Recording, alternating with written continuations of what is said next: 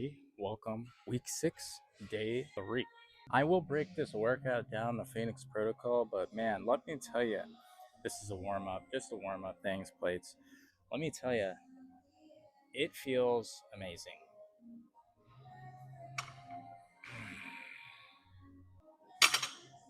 Yeah, let me tell you, this workout is feeling great. This was the first time I trusted the workout. I stuck to the workout. I designed it different from what I've been doing for the past 20 years of my life. I'd pull a muscle, I'd get injured, I'd do a serious injury, I'd get absolutely burnt out. It was terrible, and it was a grind. The Phoenix protocol, obviously, as you all know, it was made to have a specific intensity, okay, with progressive overload. The reps in reserve, I think, was a game changer. The part that I loved about the workout the most was the first 3 weeks we were only going 3 days, and then weeks 4 through 6 you could throw in an optional fourth. But even at 3 days a week, I mean, it's such a low commitment. I mean, there's like a 45 to 55-minute workout. You got a 10-minute warm up. You got an 8-minute cool down at most. 3 times a week. I mean, come on, guys. And like, honestly, the gains that I made from it. I mean, I put on 12 pounds in 4 weeks, and I just look better now. Like at the close of the week 6, I'm feeling great. I'm looking great. It was never a grind to come to the gym. The only 2 times I felt like I was grinding were the times I was going on like 2 or 3 hours of sleep. Other than that, though, if you stick to the program, it's a breeze. Like it's a very comfortable workout. I don't get discouraged to come. Very breezy to get through, and it's showing great results. So I'm absolutely shocked that you can still put on a decent amount. I mean, I'm talking decent amount of muscle.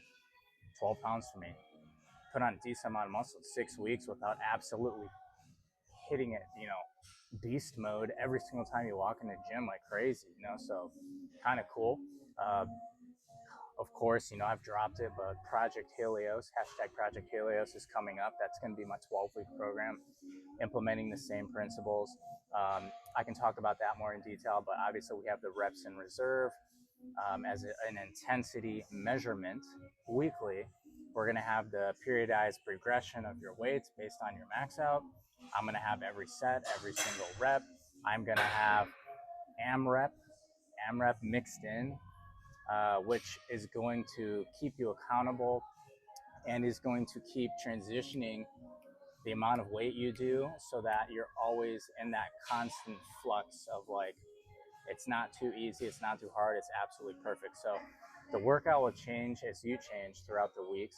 And personally speaking, I'm very excited. I think this workout's going to be a blast. I think it is going to get us all to reach the goals. And I'm very excited about it because it is the first time I have a structured program. It is the first time that I have not only a structured program, but a program that aims at a specific intensity that you're going to be lifting, and it has a direction, and it does all the thinking for you. All you have to do is just do it and show up. And I honestly think that's going to be the secret to breaking through any kind of plateau or any kind of progression walls. Okay, so let's get it. I'm pumped up. I'm excited for it. Hashtag Project Helios. Come on, guys. Link in bio. Let's get it. Let's go. And let's get it.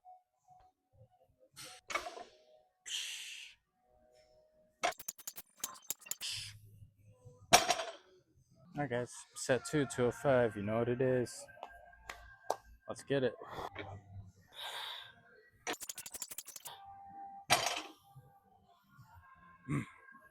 Easy mode.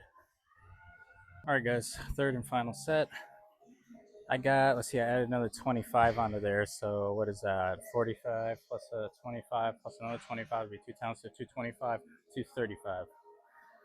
Sometimes it's easier if you don't add the weight up. You just add some stuff on there. You add some weight on there. You just do it before you even think about it. I'm not going to use the reps. I got them on. It's for emergencies. So I'm going to go just bare hands. I'm going to just do a double grip like this. I'm not going to go this yet. See how many I can do to work on my grip strength.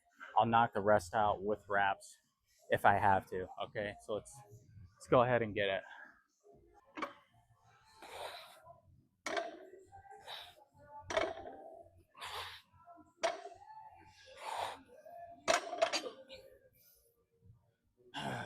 Yep. All right, pulling these guys out.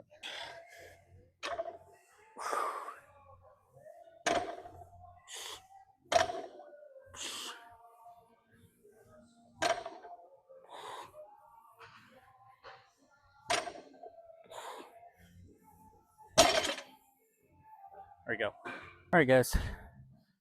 This is just me being stupid. So learn from my mistakes.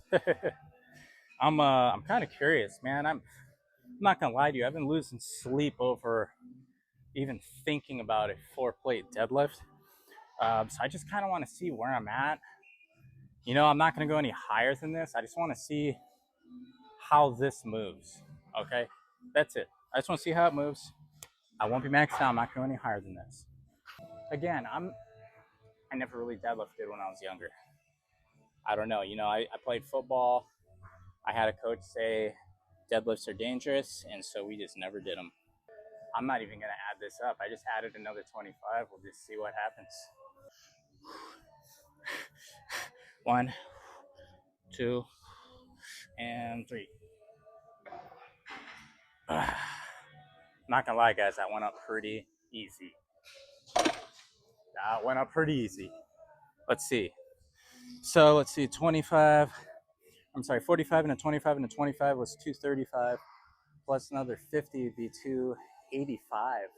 So 285 went up pretty easy. Shit, I'll do it again just to make sure it went up easy, but honestly, it felt pretty easy.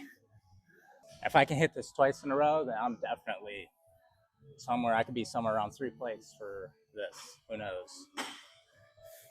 1, 2, 3. Oh yeah. Who knows, guys? I'm pumped, man. You don't even know how happy that makes me. All right, let's get it. 285 is a wrap with wraps. All right, for double fun, we're gonna see if I can do it with a split grip. I think I can get it. Let's see. Yeah.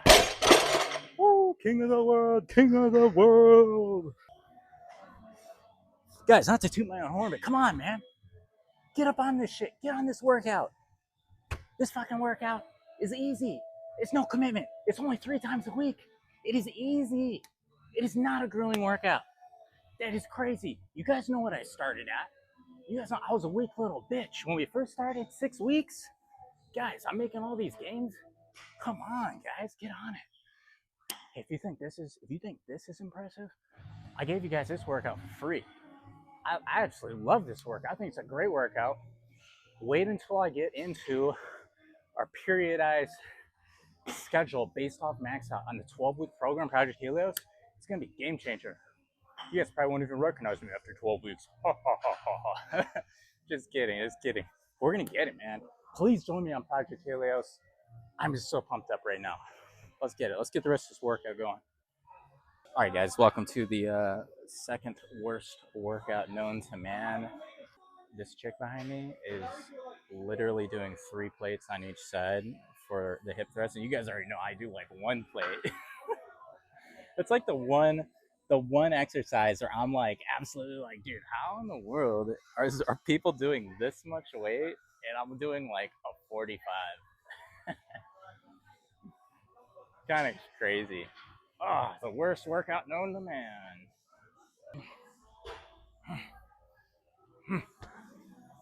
Oh, so happy that set's over. So the one positive thing is if you just get into your rhythm and not think about it and just knock these things out without even thinking about them, then by the time you start to realize that they suck, you're already almost done with it. You know? So that's always a positive. You have to do these though. These are gold. It's gold, okay? It's such an underrated workout. This is what blows your squat up. This and the butt workout. Oh, Bulgarian split squat. Ugh. Let's get through this workout. I'm gonna just hurry up and do it. I'm tired. I'm not even gonna complain. Let's just get this over with. I'll complain later. Yes, yes, fuck yes. It's over. It's over. Yes. It's over. Well, guys, the worst part of the day is done. Now we're on easy street, starting off with the incline bench.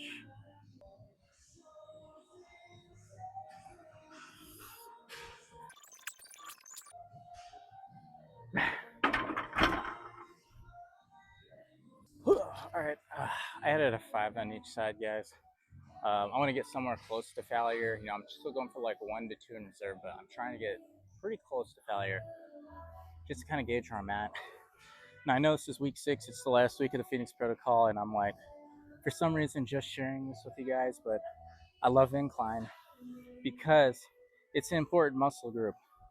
Again, you know, decline and bench is going to be working out mostly your lower, okay, but your upper chest is the hardest one to work out. So incline is good. From a visual perspective, incline is what gets that roundedness in your pec. So if you don't do any incline, you're just doing normal bench press, you'll see guys where they kind of their chest goes out, like, you know, they're strong, but it's sort of flat. It's not like rounded. Incline is what gets you that rounded chest, and it's very noticeable when you wear shirts. It's very noticeable. So important workout. So come watch me fail 10.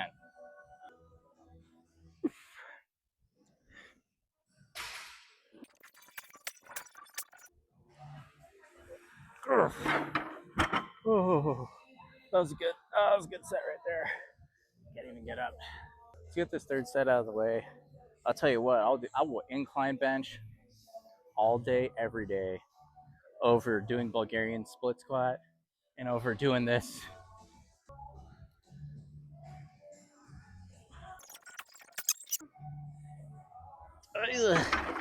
What happened? My power. I didn't give myself enough rest. I'm trying to knock this workout quick, that's why.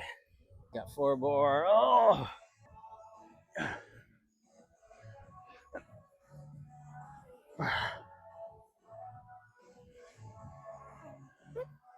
Oh my gosh.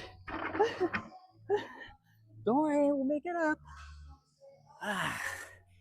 Final week, anyways. We can afford to push ourselves a little bit.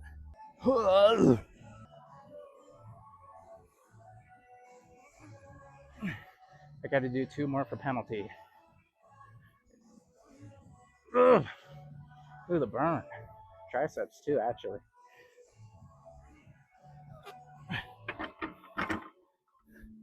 Whew. Oh, man. It's been a good week so far, guys. Getting good, solid burn, and my muscles feeling great. Let's enjoy this back workout here. It's currently like 1:30 a.m. Yeah, it sucks. I don't know what else to tell you. I get no sleep, but hey, it is what it is. And I'll also tell you, sleep is extremely important. My secret is when I go home, I hit protein, I hit magnesium pills. And I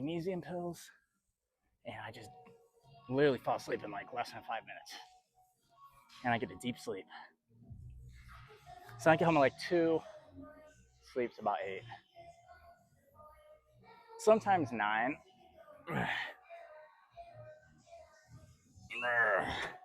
I do my own, I kind of have my own work hours, so if I want, I could do like a 6 to 3 if I really wanted to. Or I could do 8 to 5. Sometimes I do 9 to 6. So I can take my lunch whenever I want. It's kind of a perks of the job, I guess you could say. Whew. So, do any of you guys like to travel? Anybody out there like to travel? Absolutely love traveling. I've been to a lot of parts of the world. I've been to Asia, of course, been to Europe, of course, been to Mexico. So, pretty cool. It's one interesting thing, and it kind of reminded me of it when I was kind of reminded me of it last set when I was like telling you guys like, oh, you know, I go to work at 8. It's so funny. Like, don't ever be that person that like for small talk you ask people what they do for a living. It's interesting because, you know, originally, you know, there's no ill intentions behind it when you're here like in America, but like you go to certain places in Europe, people get offended by that. And again, it's like you're indirectly asking somebody what social class they belong to. It's like, oh, hey, like, do you have a nice job? Are you like making good money, or are you poor? So it's like an indirect question to kind of understand what people's social class is. And it made more sense to me when I was traveling in Europe. Now I come back here and I'm like, man, it's like everybody always asks me, it's like, ask something more interesting. Like, man, hey, what do you like to do for fun? What's your favorite thing to do on the weekends? What's your favorite hobby? What's one hobby that you want to pick up this year? Something, you know? Hey, do you know how to play chess?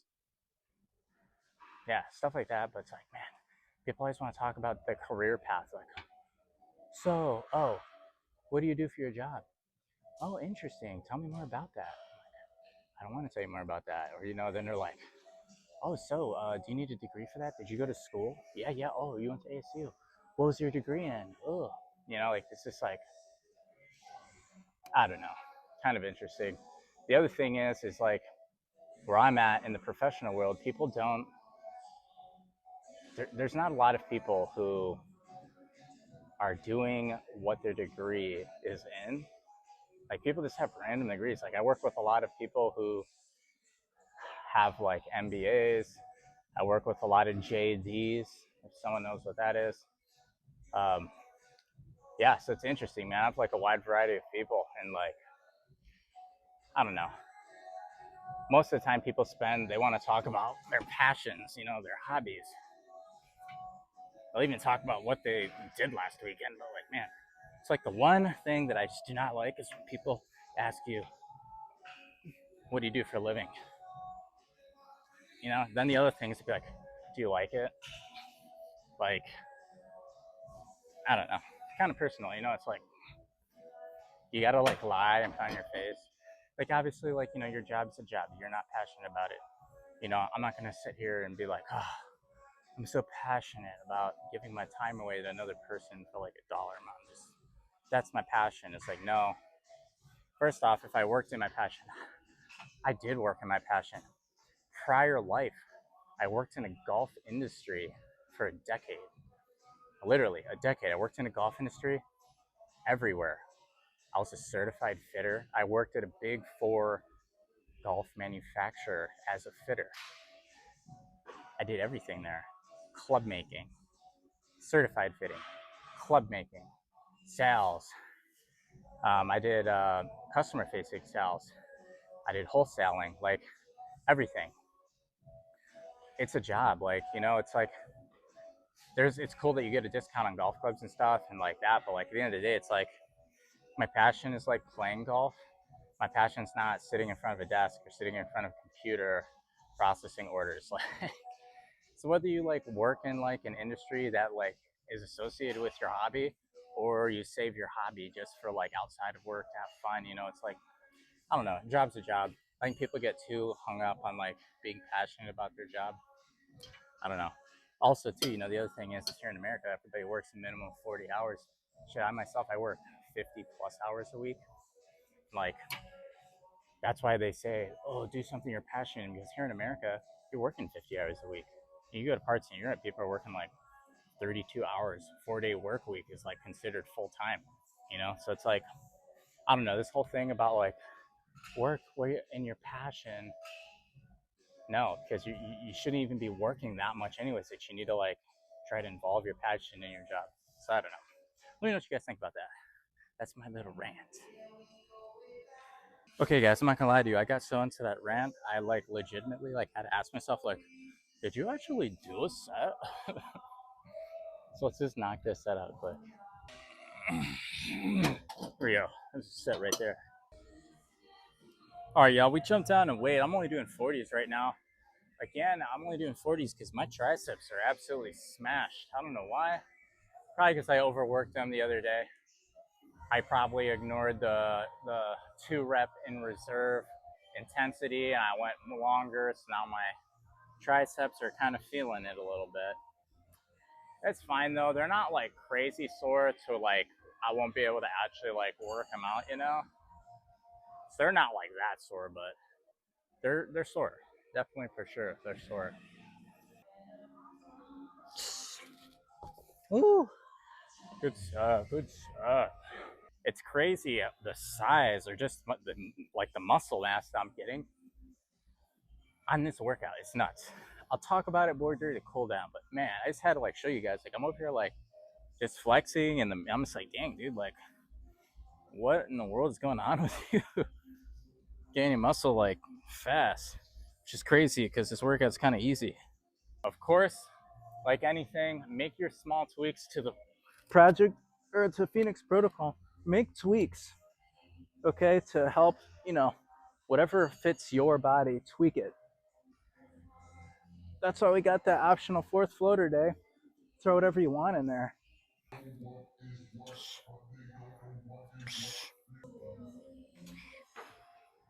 All right, let's bust these out. You guys know what it is. We got hammer curls.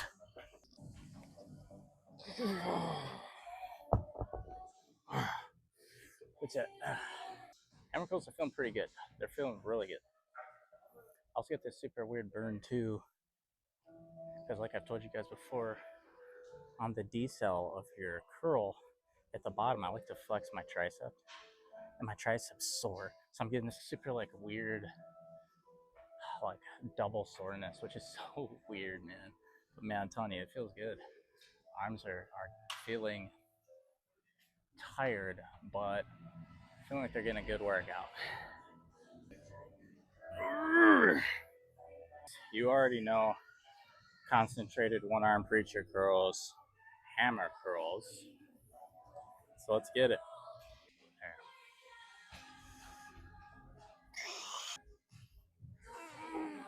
There. Good set.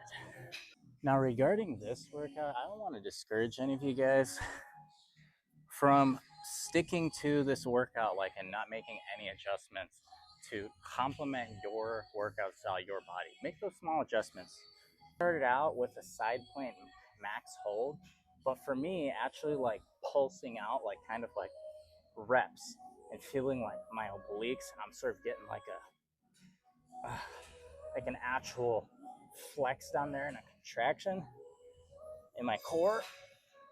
It works much better for me than just doing a max hold. So that's something I changed. I think you guys need to do the same thing, okay?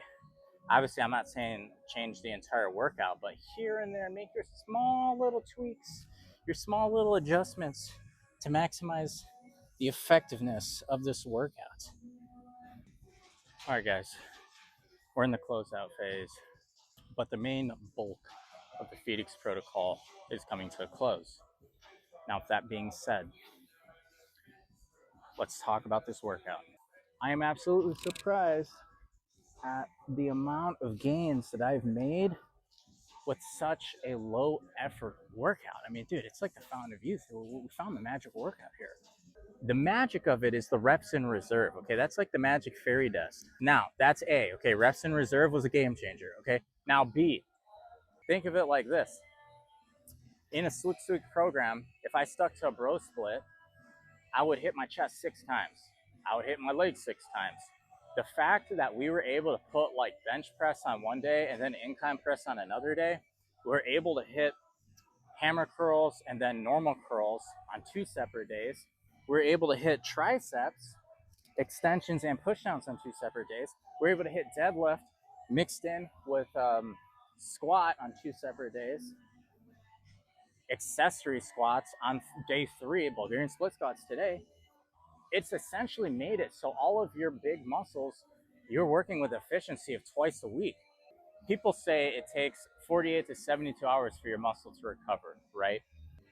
Now, what's the point of going and doing your bro split where you work everything out once a week? I'm gonna work my legs out once a week. I'm gonna work my chest out once a week, my back once a week. I'm gonna do my shoulders like once a week. What's the point of that? And one thing that the Phoenix Protocol I think has proven is that you don't need to do that anymore. Like I shouldn't even say anymore. You don't need to do that to gain muscle.